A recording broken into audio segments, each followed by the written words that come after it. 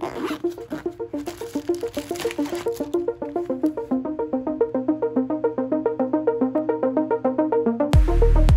that's where my camera's been ever since I left for this trip to head to the Cranberry Wilderness. What's going on, hikers? In today's video, we are talking about what I would call my warm weather gear loadout. And I took this to the Cranberry Wilderness in West Virginia, and I gotta tell you, it did absolutely fantastic at keeping me warm, even though it was a 3-night, 4-day trip and it rained every single day. So let's hop into what I took on this trip.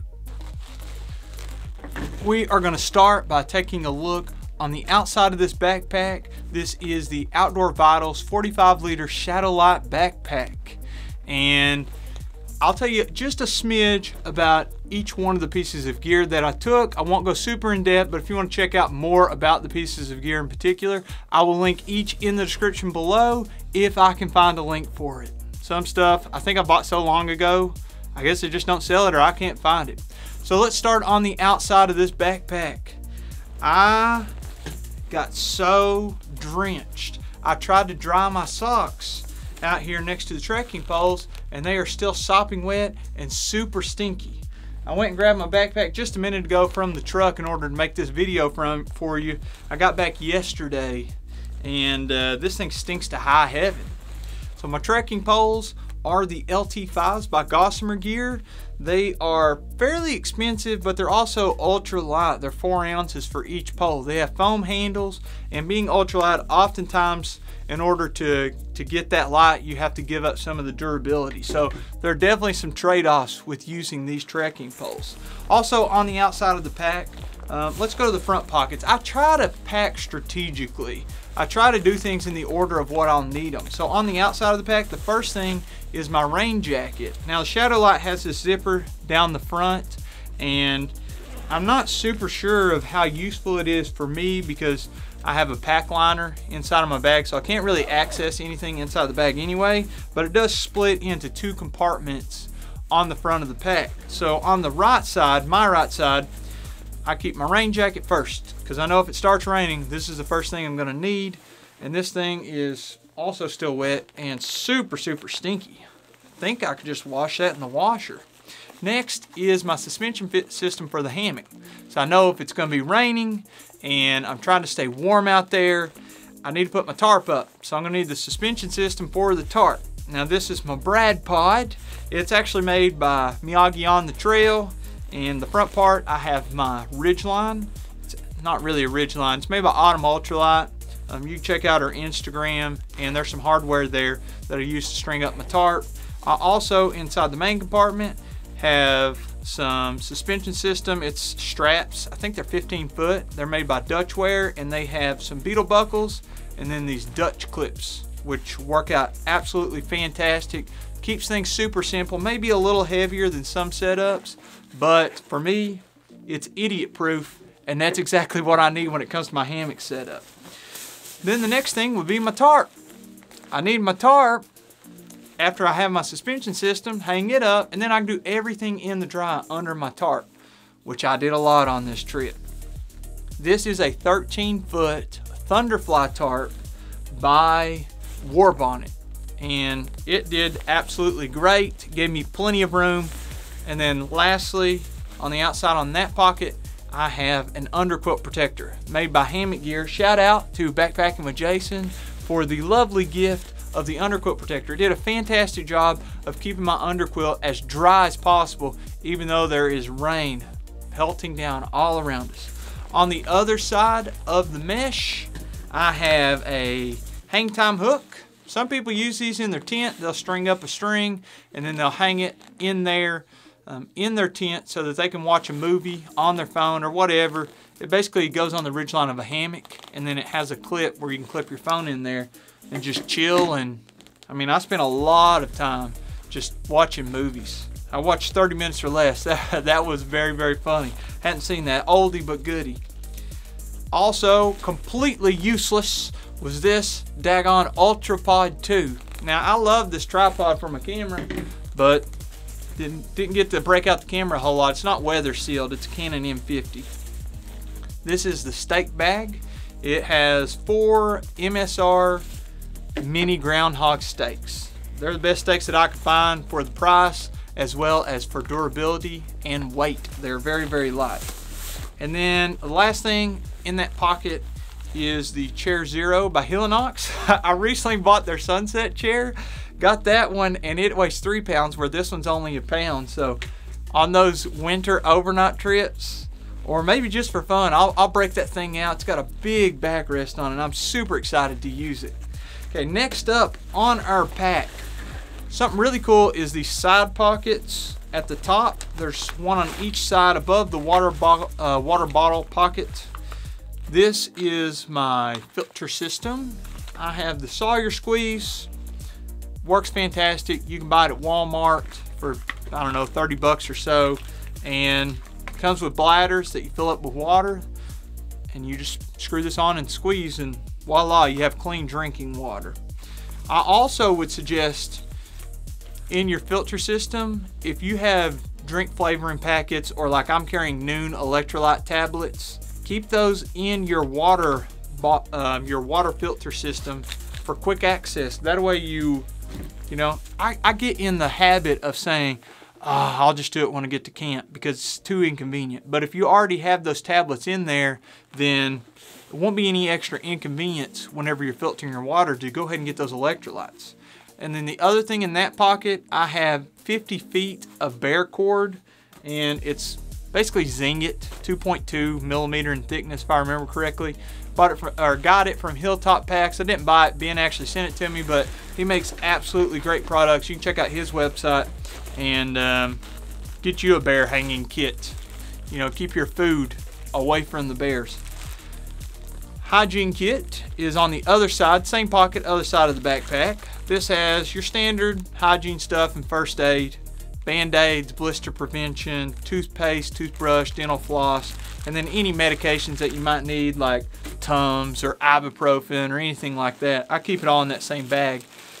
In addition, I have a miscellaneous bag, and this is where my odds and ends goes. My fire brick cubes, which actually worked fantastic. We had wet firewood the entire time that we were in the cranberry wilderness, but we got a fire going each day, just long enough for it to be rained out by thunderstorms.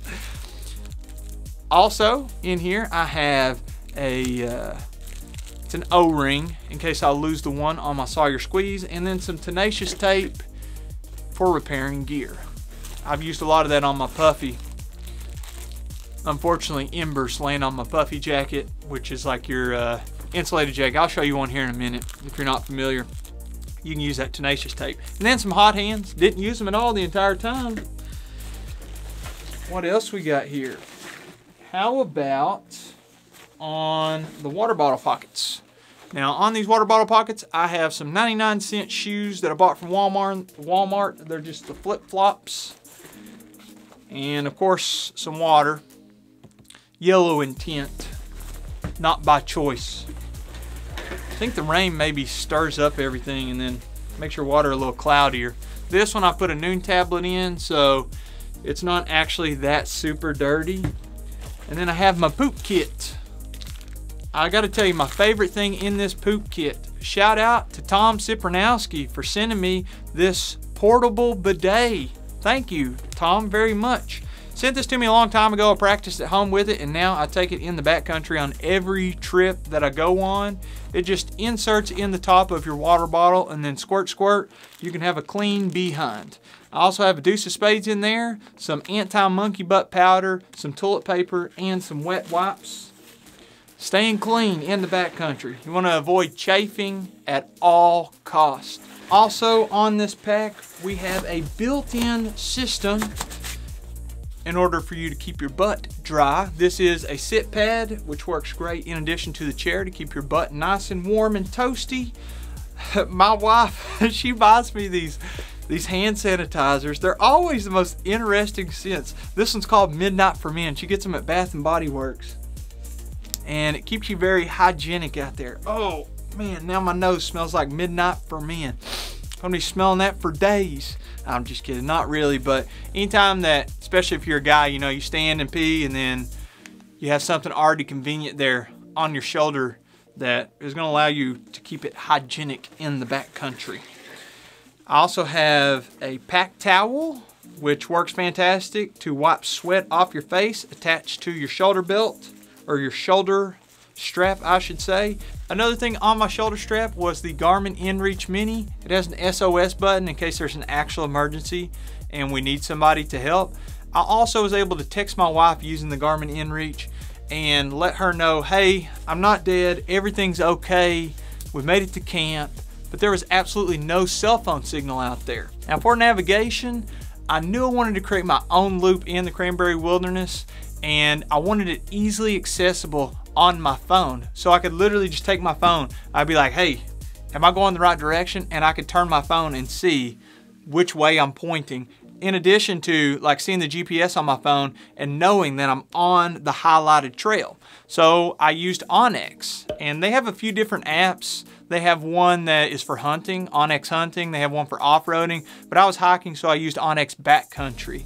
And I went on their desktop version and I designed the route that I wanted to go on, and I used their tools and mapped it out. And what was super cool is I could actually see if it's going to be easy walking. It showed up, that section of trail showed up highlighted green on the screen, and if it was moderate, it was yellow. Difficult is of course red. There's 650,000 miles of trail on the app. Insane. So they actually sponsored this video, and huge shout out to Onyx Backcountry. Thank you so much for sponsoring the video. Their app is on sale right now for $10. So if you want to buy it, now is the time. Now, if you're watching this video after July 1st, it is full retail, but don't worry, I have a discount code for you, JS20. Now, it's on sale right now for $10, and they're giving all that money in order to progress, leave no trace, and protect our environment, giving back. So, huge shout out to Onyx Backcountry. Make sure you download their app, check it out, and see if it fits your needs. Use the desktop version too, and create your own map and create your own routes in order to get out into the backcountry and enjoy exactly like I got to on this trip.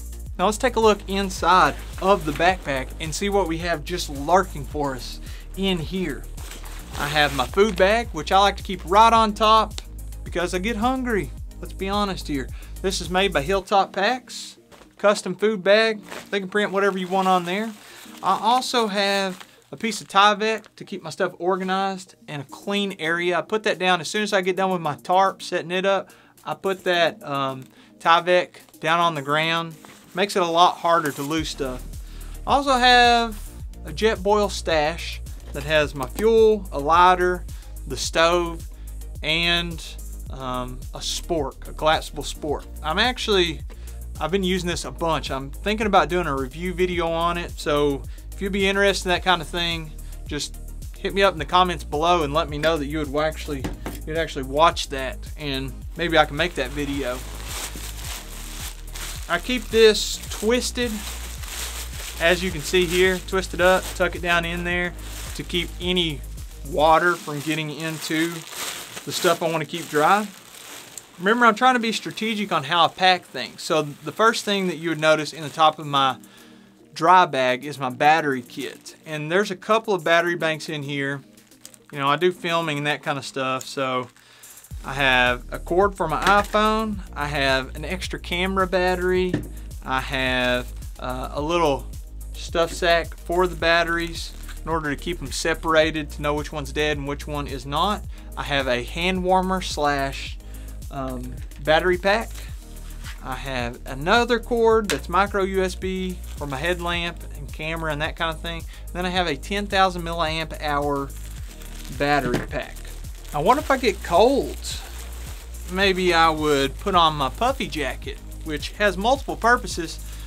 And I put in a video a while back, I take a Puffy. People are like, what is a Puffy? A Puffy is just a hiker slang term for an insulated jacket. Often it is puffy and stuffed with goose or down feathers. You can get synthetic as well if you don't want to use insulation that comes from an animal. I have camp socks. I never wear these on the trail. They're only for camp, and they are wool. They're a wool blend. I forgot to tell you about the Puffy. you can tuck it into its own hood, and that makes an extra pillow. So I did that a lot on this trip. I have one of my 2 pairs of underwear because I think the only things you aren't going to see is some clothing that I wore on the trail or possibly around camp. Now, if you want to get some life out of these underwear, it was a 4-day trip. Wear one pair, turn it inside out. Wear the next pair the 3rd day, then turn it inside out. And then voila, now you put together 4 days with only 2 pairs of underwear. One thing I absolutely love around camp is having some men's leggings. Now, these don't fit super tight, so I love that about them. They're not compressing, you know, and they are the 250 weight smart wool bottom base layer. Love those things. I have the top base layer by Smart Wool as well. It's a merino wool, and it's supposed to be, I think, a deodorizing. I mean, it's still a little bit stinky, but not as stinky as my rain jacket. I'll tell you that. That is the 150 weight, if I haven't already said it, and works perfect as a top layer around camp. I have the beautiful Pride of Kentucky. Go Cats, baby. Love my Wildcats, UK. And I've already made a video on this, so if you want to check it out, I'll link it above. And it has all the features of what is part of that hammock. And then to keep my butt, my backside warm, I have a slightly damp, but would have been a lot more wet without the underquilt protector. It's an underquilt by UGQ. They make great stuff. I made the inside orange because for some reason an underquilt is kind of like a black hole. If you lose something in there, it's just gone until you pack your hammock up. I never can find it. So underquilt protector, or excuse me, underquilt. It is a 40-degree underquilt, and that worked absolutely perfect in the 50s for me. I'm not a super warm sleeper. Now, whenever I sleep, a lot of times I'll wear a beanie. This is by Patagonia. It is wool on the outside and fleece on the inside, and it will keep your head nice and toasty. A little comfort out on the trail never hurts either. I finally got one of those Trekology 2.0 pillows that we've been hearing so much about. I guess I accidentally ordered it in teal when I thought that it was supposed to be royal blue to go with the Pride of Kentucky, but I digress. It comes with a strap. I took it off because I'm not taking a sleeping pad, but a strap to keep it on the sleeping pad, and it looks like it's a little bit bigger than the original Trekology pillow, so that's cool too. I did not inflate it all the way because that makes your head just way too far forward in the hammock. So very, very underinflated. And then for my top quilt slash sleeping bag, I have the absolutely budget option, the Aegis Max. And this thing is probably good down to 50, 55 degrees, maybe mid 40s if you really, really want to push it and you're a warm sleeper. And I never zipped this thing up, not once. I just stuck my legs in it and pulled it over me like a top quilt, even though it's technically a sleeping bag. And then this is that infamous bag liner. I think it's Nyla Flume, but it could be Nyla Foom. I'm an idiot. This excellent bag liner. They're super cheap, affordable, inexpensive, however you want to describe it. And it'll keep your stuff from getting wet in your backpack.